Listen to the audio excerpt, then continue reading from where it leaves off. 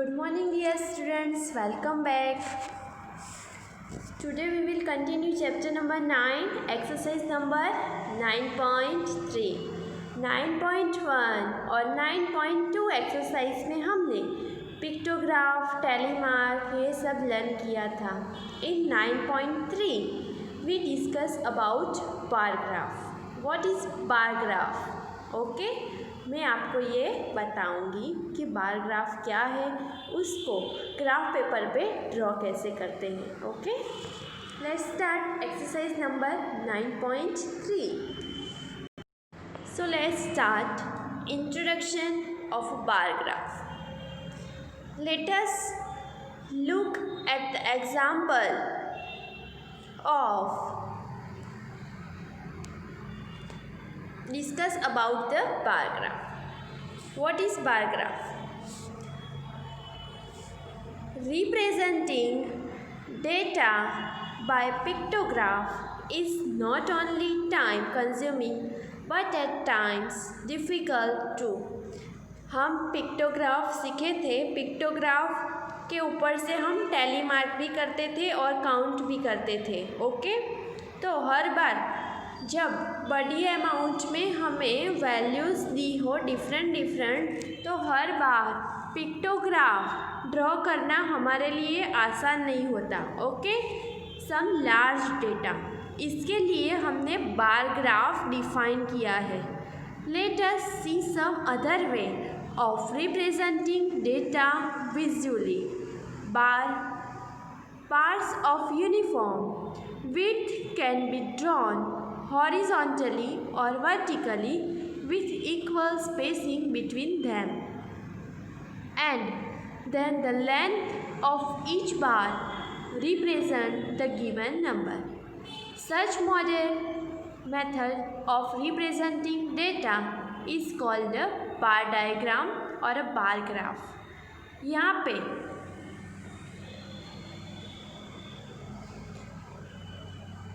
दिया गया है, let us see some other way representing data visually. Bar of uniform which can be drawn horizontally और vertically, equal spacing between them. जब हम bar graph draw करें तो उसके बीच में जो स्पेस होती है वो इक्वल होनी चाहिए. वो हॉरिजॉन्टल यानी कि इस फॉर्म में भी हो सकती है और वर्टिकली यानी कि इस फॉर्म में भी हो सकती है. ओके, यहाँ पे आप देख सकते हो दोनों बार ग्राफ के बीच में विड्थ कैसी है, सबकी इक्वल जैसी है ना, और सबके बीच में जो स्पेसिंग है वो भी इक्वल है. आप देख सकते हो इन नंबर ऑफ व्हीकल्स और ईयर्स वाले ग्राफ में. ओके, आप हॉरिजॉन्टल और वर्टिकल दोनों में से कोई भी तरह बार ग्राफ ड्रॉ कर सकते हो, कोई भी मेथड से. ओके, यहाँ पे let us look at the example of vehicles traffic at a busy road crossing in Delhi, which was studied by the traffic police on a particular day. The number of vehicles passing through the crossing every hour from 6 a.m. to 12 noon is shown in the bar graph. 1 unit of length stands for 100 vehicles. यहाँ पे unit भी ले सकते हो आप. मैं आपको bar graph भी दिखाती हूँ कि कैसा होता है. ओके, यहाँ पे व्हीकल्स है. One scale is 1 unit length equal to 100 vehicles, यानी कि 1 यूनिट लेंथ होती है वो हम लेते हैं तो वो 100 व्हीकल्स को रिप्रेजेंट करता है. और यहाँ पे हमें दिया गया था कि आपको सम फॉर्म में ही रिप्रेजेंट करना है. तो 100, 200, 300, 400 ये क्या है, नंबर ऑफ व्हीकल्स, और ये है टाइम इंटरवल्स. टाइम इंटरवल्स इसमें क्या कहा है, टाइम इंटरवल 6 AM to 12 नून तक. तो 6 से 7, 7 से 8, 8 से 9, 9 से 10, 10 से 11, 11 से 12.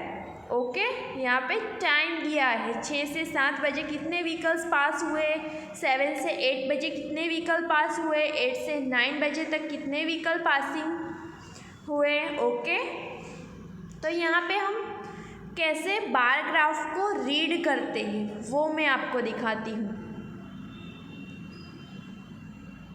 Okay, number of vehicles, time interval. Okay, यहाँ पे 100, 200, 300, 400, 500, 600, 700 अप टू 1200। यहाँ पे 6 to 7 ये एक इंटरवल है, 7 to 8 एक interval, 8 to 9, 9 to 10, 10 to 11, 11 to 12। 100 और 200, 6 और 7 यहाँ पे लाइन ड्रॉ कीजिए एक, और यहाँ से लाइन ड्रॉ कीजिए एक।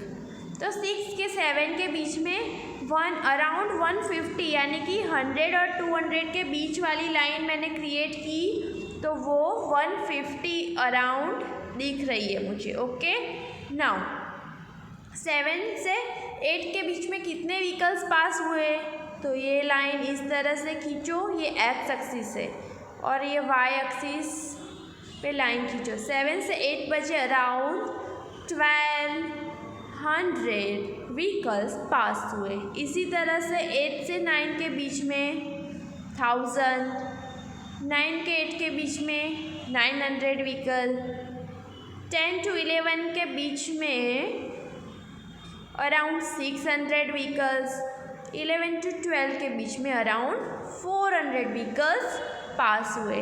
ओके, बार ग्राफ रीड करना आया ना, थोड़ा थोड़ा समझ में आया। हम और एग्जाम्पल करेंगे तो आपको आसानी से समझ में आ जाएगा। Okay, now let's start exercise number 9.3।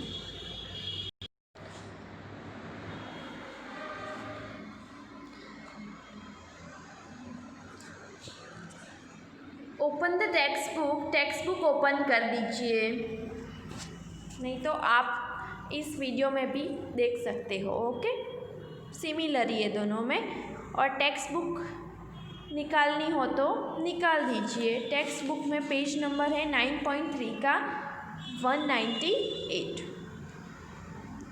Exercise number 9.3, question number 1।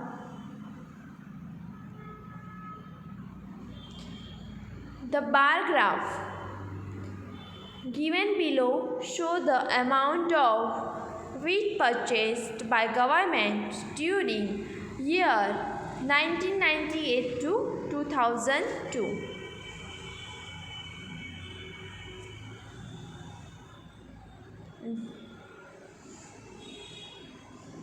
यहाँ पे बार ग्राफ ऑलरेडी आपको दे दिया है, आपको सिर्फ इस बार ग्राफ को रीड करके क्वेश्चन के आंसर लिखने हैं। क्वेश्चन नंबर 1,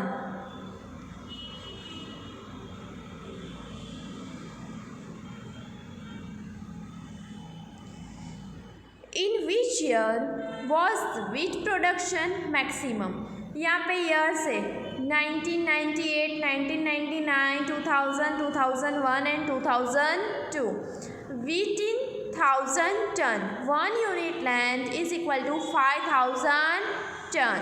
ये 5000 टन, 10,000 टन, 15,000 टन, 20, 25, 30,000 टन दिया है, और ये है एक्स एक्सिस, ये है Y axis. X axis represent करती है number of years and Y axis represent करती है production of purchase by government wheat. Wheat कितने टन परचेज किया गवर्नमेंट ने वो दिखाता है। Okay, now let's start question number A.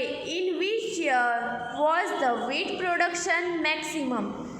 Wheat production maximum किस ईयर में हुआ है, तो ये क्या है, व्हीट इन 1000 टन। सबसे लार्ज बार कौन सा दिख रहा है, इन 2002। उसके सामने वाई एक्सिस पे क्या है, हमें व्हीट प्रोडक्शन फाइंड करना है, तो व्हीट प्रोडक्शन जो एक्सिस पे हो उसी को कंसीडर करना है। यहाँ पे वीट प्रोडक्शन एक्स एक्सिस पे है, ओके, तो हम उसको कंसीडर करेंगे। आंसर क्या आएगा? 30। सबसे मैक्सिमम 30 है ना। Which year? 2002। तो in year 2002 the wheat production maximum. Now second question, question number b, in which year was the wheat production minimum. तो सबसे स्मॉल बार ग्राफ कौन सा है? ये वाला, ओके। In which year? 1998। तो in year 1998 the wheat production minimum, okay. Now question number 2, observe this bar graph which is showing the sale of shirt in a ready-made shop to Monday to Saturday, okay। यहाँ पे horizontal और vertical दोनों graph आप draw कर सकते हो। Now question number 1, यहाँ पे नंबर ऑफ शर्ट सोल्ड और यहाँ पे मंडे ट्यूसडे डेज दिए गए हैं, ओके। तो मंडे आप रीड कैसे करोगे बार ग्राफ को?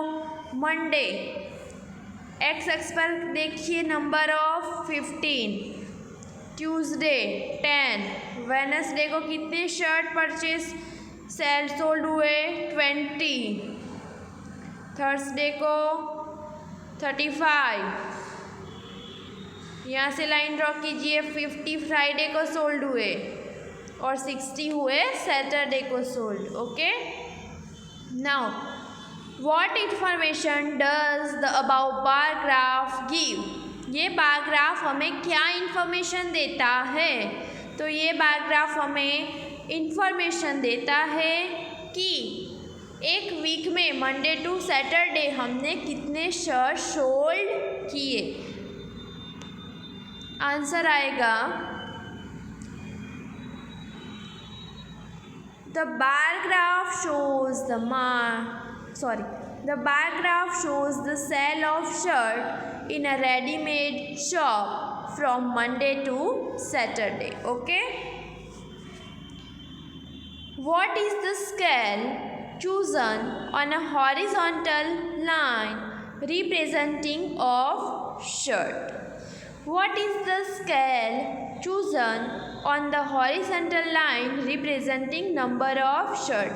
Number of shirt के लिए हमने क्या स्केल लिया था? स्केल यानी कि ये 1 unit length is equal to 5 shirt. तो स्केल मेजर में क्या आएगा? 1 unit length is equal to 5 shirt, okay. Now next question, question number C, on which day were the maximum number of shirt sold. How many shirt were sold on that day. On which day were the maximum number of shirt sold. तो यहाँ पे देखिए number of shirt है ना, वहाँ पे सबसे maximum कहाँ पे है? सैटरडे। कितना? 60। तो ऑन विच डे? तो on Saturday were the maximum number of shirt sold. How many shirt were sold on that day, यानी कि सैटरडे को कितने शर्ट सोल्ड हुए। तो number of shirt 60।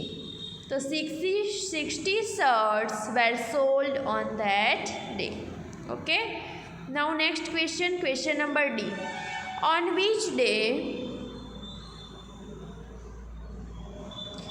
were the maximum number of shirts sold? On which day were the minimum number of shirts sold?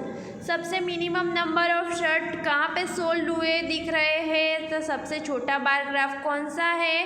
ये वाला, Tuesday. तो Tuesday were the minimum number of shirt sold. How many shirt were sold on Thursday. Thursday को कितने shirt sold हुए हैं? तो Thursday कहाँ पे है? ये रहा, और एक्स एक्सिस पे उसकी वैल्यू होगी अराउंड 35, ओके। तो 35 shirts were sold on Thursday. Okay, coming to the next question number 3. Observe this bar graph which shows the marks obtained by Aziz in a half yearly examination of different subject. यहाँ पे subject है और यहाँ पे marks जो अजीज़ ने obtain किए हैं. Subject Hindi, English, maths, science, social science. Hindi में मार्क्स ऑब्टेन किए हैं 80, इंग्लिश में 60, मैथ्स में 70, 50 और सोशल साइंस में 40. Okay, now question number 8. What information does the bar graph give? तो ये बार ग्राफ हमें क्या इंफॉर्मेशन देता है? तो अजीज़ ने हर एक सब्जेक्ट में हाफ ईयरली एग्जामिनेशन में कितने मार्क ऑब्टेन किए. तो the bar graph gives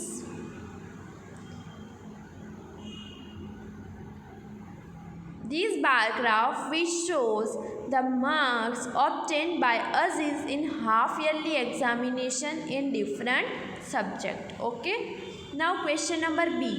Name the subject in which Aziz scored maximum mark.